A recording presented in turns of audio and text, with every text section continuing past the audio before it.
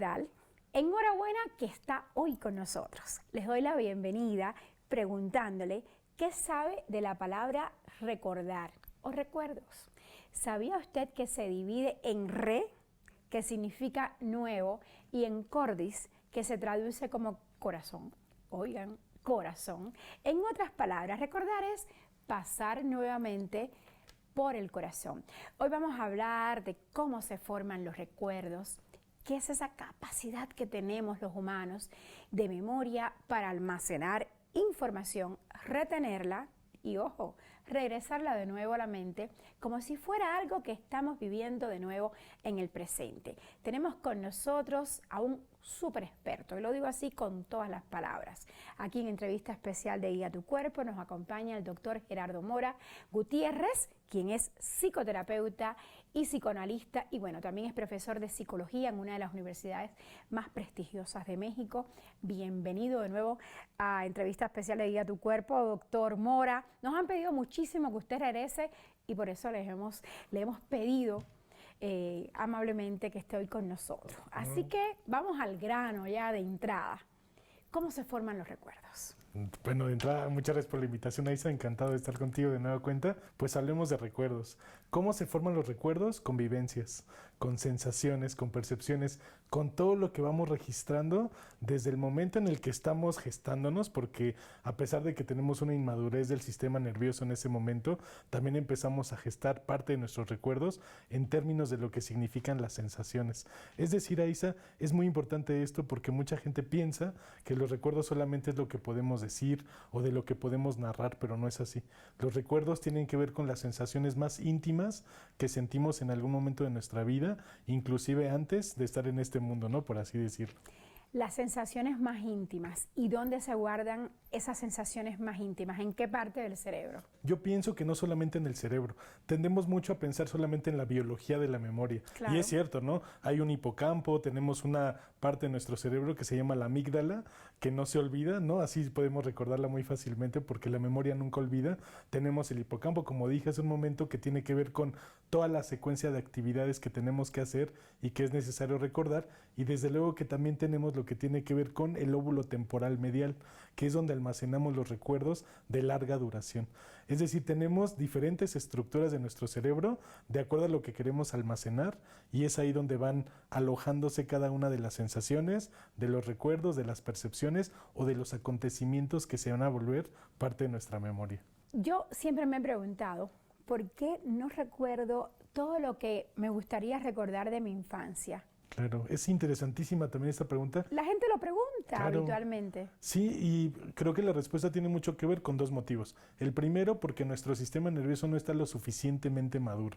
¿Eso qué quiere decir? No es que nuestro cerebro adulto, nuestro sistema esté perfectamente maduro cuando nacemos. Tus televidentes podrán seguramente recordar que cuando eran pequeños, pues todavía su cabeza ni siquiera estaba bien formada. Aquí en México le llamamos la mollera, ¿no? Claro. A esta parte de los niños que todavía no crece, o más bien que no está completamente sólida. Y eso tiene que ver con que el sistema nervioso, incluido nuestro encéfalo, o sea, nuestro cerebro, va madurando progresivamente conforme vamos creciendo. Decimos que nuestro sistema nervioso alcanza su madurez a los 21 años aproximadamente. ¡Wow! ¿Y qué pasa con esas vivencias de 21 años? ¿Dónde quedan? Claro, se van almacenando poco a poco y dependiendo también la importancia que le damos, lo que van afectando de nosotros es donde el recuerdo se va consolidando. Justamente eso le quería preguntar, doctor, porque ¿por qué nosotros recordamos si la infancia fue bonita, si fue buena o si fue fea? Pero no recordamos esos detalles. Si de pronto tu mamá te dice, te compré una bata súper bonita cuando cumpliste 6 años. Pensemos en algo, lo significativo. Para la gente lo que es significativo es lo que se va a almacenar. Una persona, ¿cuántos recuerdos, cuántos estímulos estamos recibiendo en este momento, Aisa? Un montón. Y eso no quiere decir que todo lo vamos a recordar. Vamos a recordar una sonrisa cálida, los brazos que nos abrazaron, una cena familiar, un acontecimiento muy doloroso o traumático que también de pronto puede quedar instalado en la vida de una persona. Me parece que lo significativo es lo que va a alojarse en nuestra mente. Y no solamente a nivel biológico. Hay otra parte de nuestra mente, si lo pensamos más desde el punto de vista psicoanalítico, que es el inconsciente. Claro. El inconsciente es ante todo un tipo de memoria. Y curiosamente, Aisa, un tipo de memoria que no podemos declarar. Es decir, no lo decimos con palabra. los recuerdos que menos recordamos con palabras son los más significativos en nuestra vida. Por ejemplo, hay recuerdos que nosotros reprimimos. Claro. Hay recuerdos de cosas dolorosas. Y no quiero citar ejemplos para que nadie se alarme, Claro. pero que tendemos a reprimirlo. Y de pronto, cuando crecemos, vemos algo o alguien que nos pudo haber hecho daño y ese foco de la memoria se enciende y hasta podemos entrar en pánico, es cierto, ¿no? Por supuesto, a veces activar el recuerdo que no es tan favorable, a veces activar el recuerdo cuando es doloroso, es algo que permaneció reprimido, pero en el momento específico en el que algo lo activa, que entra por vía sensorial, por el tacto, por el gusto, por el olfato, ¿no? Todo esto va ligado entonces propiamente a recordar algo que había estado pereciendo en el espacio del tiempo, ¿no? Y también hay formas de heredar las memorias o los recuerdos de generaciones atrás. Claro, ese es un tipo de memoria muy interesante, lo podríamos llamar la memoria transgeneracional. ¿Qué quiere decir esto? Que antes de nosotros tenemos ancestros, que antes de nosotros hubo alguien que ya vivió alguna situación que no necesariamente fue narrada o conocida por nuestra familia, pero que de pronto nosotros sentimos por dentro que tenemos que buscar o que tenemos que confrontar. He conocido casos, Aisa, donde las personas saben que tienen que ir a un sitio para conformar parte de su historia, porque los recuerdos, como lo dije hace un rato, Aisa, no solamente es lo que recordamos, la memoria tiene que ver con lo que hacemos, con nuestra forma de operar, de interactuar, de vincularnos, de estar en el mundo. Ahí también está la memoria y poco realmente le prestamos atención a esa cuestión. ¿A partir de qué edad uno empieza a guardar recuerdos? Que puedo no recordarlos después, pero seguramente sí, si fueron malos o si fueron muy buenos. Lo dijiste muy bien, los recuerdos están ahí independientemente de que los recordemos o no. Entonces podríamos pensar muy interesantemente que de alguna manera cuando hacemos las mayores evocaciones o cuando tenemos mayor capacidad de evocar el recuerdo es cuando ha pasado la primera infancia. Es decir, cuando empezamos a tener entre 5 y 6 años, son los niños que se acuerdan más. Estoy seguro que muchos de los espectadores hoy van a recordar a lo mejor la primaria, pero no tanto el kinder. A lo mejor van a recordar que hacían más en su cumpleaños de 6 que en su cumpleaños de 4. Sin embargo, ahí entonces podemos vernos que por un lado tiene que ver con maduración y por otro lado tiene que ver con la parte en la que ya podemos consolidar un poco más el lenguaje o los procesos mentales superiores que de pronto son los que nos van llevando a evocar todos estos recuerdos. ¿Hay recuerdos temporales? Por supuesto, todos y todas tenemos recuerdos temporales, son necesarios para resolver la vida cotidiana. ¿Qué comí ayer? ¿Me tomé la pastilla hace un rato? ¿Qué programa de televisión voy a ver? Por supuesto que etcétera. Entonces podríamos pensar en muchos sentidos que entonces los recuerdos a veces solamente sirven para algo específico, por ejemplo, ir al banco a recordar una cuenta porque voy a hacer un depósito, qué sé yo, cualquier cosa de nuestra vida cotidiana. Eso se tiene que recordar y solamente es un recuerdo transitorio y momentáneo. Algunos dicen que estudiar un idioma a los 40, 50 años es muy bueno para la memoria. ¿Eso es verdadero o falso? Yo creo que es verdadero. Vamos a tener un detrimento de la capacidad de memoria, pero creo yo que mientras estemos en constante ejercitación, eso va a ser saludable. Cuando repasamos, estamos de alguna forma robusteciendo las conexiones de nuestro cerebro para mantener ese recuerdo y esa tarea perfectamente bien estructurada. También, por ejemplo, comer bien. No dietas en omegas, en antioxidantes que sabemos hoy por hoy con la evidencia no médica que sirven para mantener el sistema nervioso. Creo que eso va a ser muy importante también que lo hagamos. Y algo fundamental, Aisa, que muchas veces olvidamos, aprender a comunicarnos y a dialogar. Aunque no lo creas, el hablar, esta conversación, por ejemplo, que estamos teniendo tú y yo, ayuda a mantener desde luego nuestra memoria, porque tenemos que hacer secuencias de pensamiento, hilar palabras, acordarnos de cosas. Entonces, váyanse a tomar cafecito, vean a sus compañeros, a sus amigos. Eso creo que va a ser una muy buena forma. Doctor, hay algo que siempre me ha llamado la atención porque las mujeres sobre todo hacemos muchas cosas a la vez. ¿Hay forma de perder memoria o más bien recuerdos cuando hacemos 2 y 3 cosas a la vez? Creo que no necesariamente, pero vamos a tener una dificultad para evocar el recuerdo. Es decir, es interesante porque hay personas que pueden ser multitarea, es decir, toman café, atienden la llamada, escriben, pintan otras cosas. Obviamente su atención al estar dividida va a tener una menor consolidación en el impacto de lo que en ese momento está registrando en su mente. Si bien es cierto que pueden estar muy atentos y que la memoria está íntimamente relacionada a la atención, es muy posible que ahí no se consolide ningún recuerdo. Sin embargo, ahí podríamos pensar que depende de cada persona el hecho de que se pueda consolidar esta cuestión. Yo creo que no todo el mundo puede hacerlo. Está documentado que las mujeres son más multitarea que los hombres. Nosotros podemos resolver solamente una tarea de forma simultánea y las mujeres no, pero pues la gran desventaja va a ser que no se va a consolidar perfectamente ese recuerdo. Y luego alguien te dice, pero si ya yo te lo dije. Exacto. Sí, claro, ahí es donde vemos que la atención a Isa va ligadísima a la formación del recuerdo. Y curiosamente mucha gente reporta que a pesar de que puede prestar mucha atención, lo más importante no lo olvida. O poca atención también pasa que hay gente que lo dice y el recuerdo se consolidó. Imagínate, Isa, ¿cuánto recordamos si hacemos un esfuerzo por evocarlo? ¿Y de qué no nos damos cuenta que estamos registrando en la mente hasta que tenemos que evocarlo? Si alguien pierde las llaves y hace el tránsito y el camino para saber dónde las dejó, lo va a encontrar, atrás? claro, porque nuestra mente está registrando todo perfectamente, solo que no nos damos cuenta que esto está pasando. Eso es un ejercicio interesante. Sí, es un ejercicio interesante porque mi mamá me decía, echa para atrás, camina hacia atrás y te vas a acordar de tal cosa. Era muy cierto, tu mamá es una sabia. Y sí, sí funciona ese ejercicio, qué bueno que nos lo dice, doctor. Y bueno, ¿es verdadero o falso que el cerebro borra recuerdos? Yo creo que es verdadero. Y más que borrarlos, los va discriminando. ¿Qué recuerdo va a quedar? Lo que fue simbólicamente significativo, es una palabra que ya usamos hace un momento, pero lo que de alguna forma va a ayudar todo el tiempo a mantenernos en un estado de alerta, de conciencia, eso es lo que se va a recordar.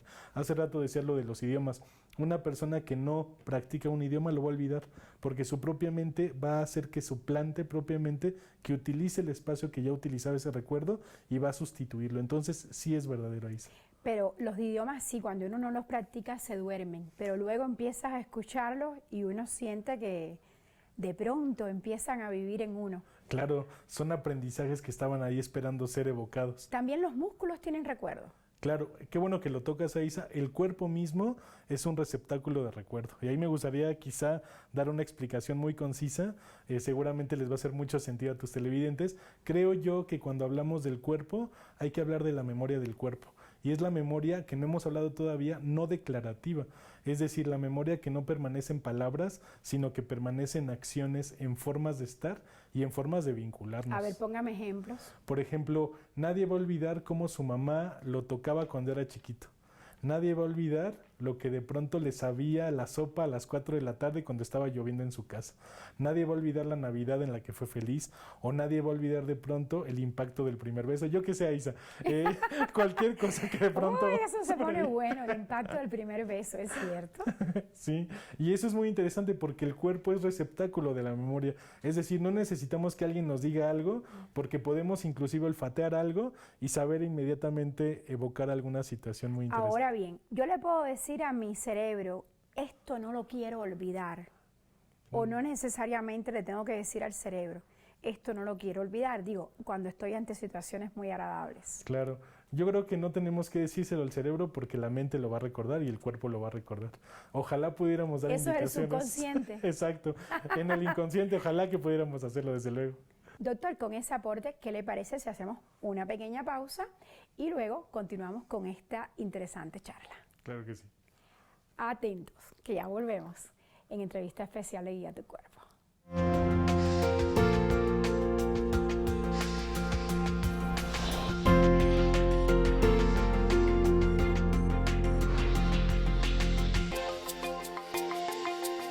Estamos de vuelta para continuar esta plática sobre los recuerdos con nuestro invitado de hoy, que es el doctor Gerardo Mora Gutiérrez, quien es, ya les decía, psicoterapeuta, psicoanalista y además es profesor de una de las universidades más prestigiosas de este país. Que bueno, no vamos a mencionar, pero quien lo conoce a usted y lo ve en las redes sabe cuál es. ¿Hay alguna manera de prevenir que no borremos los bonitos recuerdos? Claro, recordándolos. Creo que por ahí dicen hacer un álbum de fotos, por ejemplo. Ahora que las fotos ya no se imprimen por los tiempos que corren, pues es una tristeza porque uno los pierde en la memoria de su computadora y ya no los recuerda nunca en su propia memoria o en su propio cuerpo. Creo que ahí habría un punto entonces medular, en el sentido de que mientras más recordemos algo, más va a permanecer, que a veces también podemos alterar el recuerdo. Eso es una pregunta que le quería hacer. Cuando recordamos algo de nuevo, lo rememoramos, ¿lo podemos alterar? Sí. ¿Y ya se queda esto que hemos alterado o se queda el recuerdo inicial? Se queda la última versión del recuerdo. Uno puede contar la misma película muchas veces y nunca contar la misma película. Es impactante, Aisa, porque de pronto entonces vemos que mientras menos recuerdos de alguna forma se permanecen fieles a nosotros, es cuando más estamos intentando alterarlos. ¿Y qué implicaciones tendría? Pues que vamos contándonos una versión cada vez distinta de acuerdo a lo que necesitamos acomodar. Usted nos habló de la amnesia, doctor, pero también cuando sufrimos algún trauma, ahí también borramos recuerdos. No necesariamente. Los borramos en la conciencia, pero los guardamos en el inconsciente. Eso es interesantísimo porque a veces, como decíamos, basta muy poco para evocar eso. El trauma, que qué bueno que lo mencionas, Aisa, es una de las sensaciones más dolorosas y más extremas que puede vivir un ser humano y que aunque queramos olvidarlo, no se puede olvidar. Entonces puede que no lo evoquemos en la conciencia, pero siempre permanece latente. Y hay un término que me gustaría mucho compartir contigo, Aisa, que es el de reconstruir el trauma y el recuerdo. Mucha gente que ha vivido sucesos traumáticos en su vida, en su infancia, al momento de querer reconfigurarlos, porque sabe que algo no está bien, la gente sabemos cuando algo no está bien en nosotros, inmediatamente utiliza partículas de la historia para poder anclar a su recuerdo y entonces confrontar eso que fue tan traumático. Si me permites dar un breve caso, Adelante. Hace poco atendí a una persona que empezó a recordar una cuestión de su infancia muy persistente, no estaba seguro si era un sueño o si era propiamente un recuerdo. Entonces, cuando fuimos tejiéndolo, se dio cuenta que eso estaba impactando en una parte de su historia donde había vivido una pérdida muy importante que no recordaba. ¡Qué fuerte! Y eso nos pasa a casi todas las personas. Casi a todos. Y no nos damos ni cuenta. ¿Hay alguna manera de borrar esos recuerdos traumáticos? O sea, si nos los proponemos como seres humanos, los podemos borrar aunque estén por ahí en el subconsciente. Te voy a dar una respuesta muy terapéutica, Isa.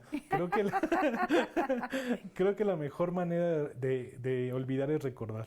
¿Qué quiere decir? Que hay que reconstruir, hay que simbolizar. ¿Y hablarlo? Y hablar también nuestra historia. Interesante. Sí. Si una persona quiere olvidar algo o alguien y propositivamente se propone hacerlo, va a ser un fracaso. Pero incluso cuando alguien se desenamora de ti, claro, si lo quieres olvidar, es mejor hablar de esa persona. Claro, hay que hablarlo hasta que nos cansemos. Qué bueno está ese consejo. Yo pienso, Isa, que mientras menos forzamos a la mente a hacer lo que la mente solita va a hacer, se van a dar procesos de cambio más importantes. Me gustaría saber por qué algunas personas guardan muchísimos recuerdos y otras te dicen, yo no recuerdo eso. Claro, creo que la gente que tiene muchos recuerdos son personas que a lo largo de su vida se han tomado la molestia de concientizar y repasar esos recuerdos. No es que tenga más materia gris, más capacidad, etcétera, etcétera. No, para nada. Creo que no es una cuestión biológica. Creo que más bien es una cuestión propositiva en la que de cierta manera una persona que se propone recordar, recuerda. Sabemos, por ejemplo, que los viejos durante mucho tiempo fueron considerados la parte de la población que guardaba todo lo que pasaba en ese momento de la vida.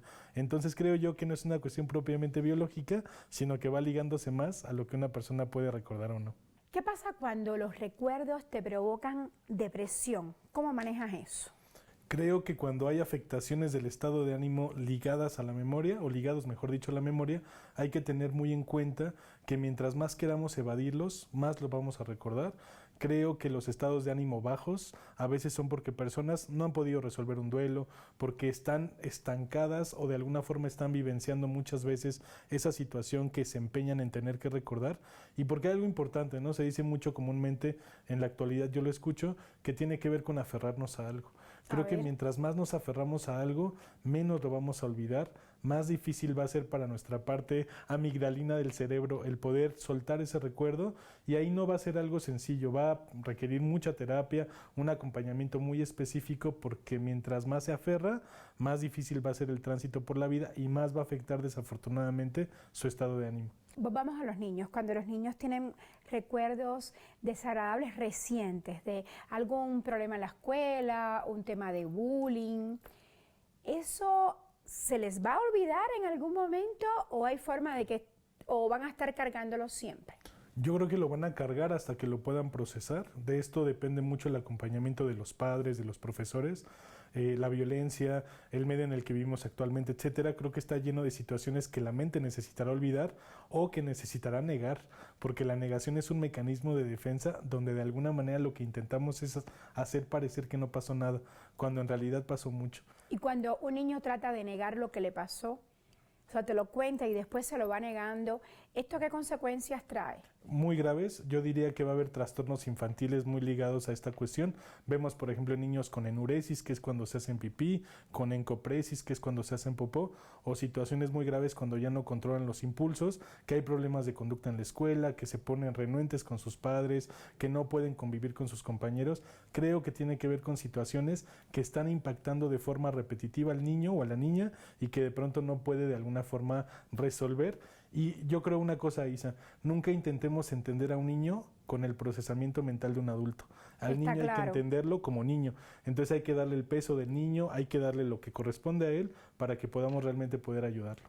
¿Y cómo podemos ayudarlo a que las cosas buenas, esas vivencias maravillosas que le das a tu hija, a tu hijo en el día a día, se mantengan y les duren por muchos años? Claro, que un niño sea capaz, por ejemplo, de hacer su libro de recortes, su álbum, por ejemplo, que se le haga énfasis en ciertas partes de la historia, por ejemplo, ahora que, bueno, en próximas fechas navideñas, etcétera, donde hay cuestiones que son importantes que un niño recuerde.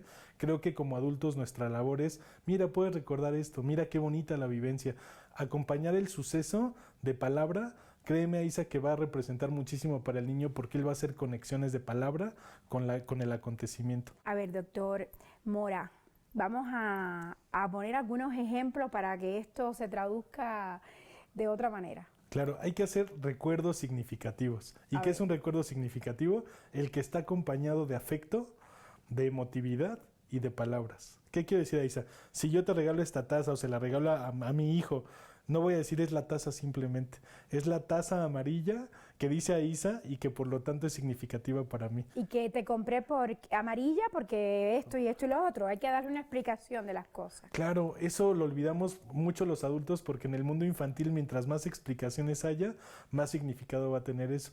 Y en nuestra mente, como decíamos hace un rato, lo que vamos a guardar va a ser lo significativo. ¿Es verdadero o falso que mientras más le expliques las cosas a tus hijos, más las van a guardar y más se van a desenvolver mucho mejor en la vida? Yo creo que es verdadero y sobre todo en el momento en el que estamos, que es la era de lo líquido, donde todo es transitorio y desechable, el hecho de que haya propiamente algo significativo a lo que el niño pueda aferrarse va a ser muy importante.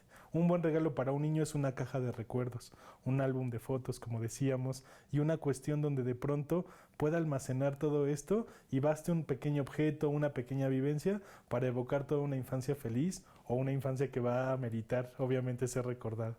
Excelente recomendación, doctor. Entonces, si un niño va de viaje a algún lugar, también hay que explicarle la importancia del viaje. Por supuesto, ¿no? Yo voy a un viaje a tener una experiencia contigo, hijo, ¿no? O hija, o quien sea del niño, ¿no? Este viaje representa la consolidación de mucho de lo que hemos hecho para estar juntos y hay que atesorarlo propiamente. Creo que ahí estaría la clave para poder recordar. Gracias, doctor Gerardo Mora Gutiérrez, por estas valiosísimas aportaciones de hoy. Como siempre es un gusto tenerlo en nuestro programa y ya quedamos que va a venir próximamente para hablarnos de herencia transgeneracional y también de amnesia. Creo que es un tema bastante interesante. Muchas gracias por estar hoy con nosotros. No, al contrario, qué gusto. Y bueno, yo me despido y les recuerdo que hay recuerdos, valga la redundancia, que se guardan en la memoria a corto y largo plazo. Y bueno, pero hay que estar claros, la mente es un misterio que se sigue investigando, que se sigue explorando y hay que mantenerse al día con este tema. Yo los invito a seguir esta conversación por X, donde nos encuentra como @IsaEntrevista, también en YouTube. Ahí nuestro canal se llama @AisaGarcía y también obviamente por el canal de YouTube de Telesur TV, que es nuestro canal oficial. Tome nota y revise las sugerencias de hoy, las sugerencias del doctor Gerardo Mora Gutiérrez. De este lado yo les mando mucha buena vibra. Así que cuídese mucho y ámese más. Que cuerpo hay uno y hay que cuidarlo. Hasta la próxima.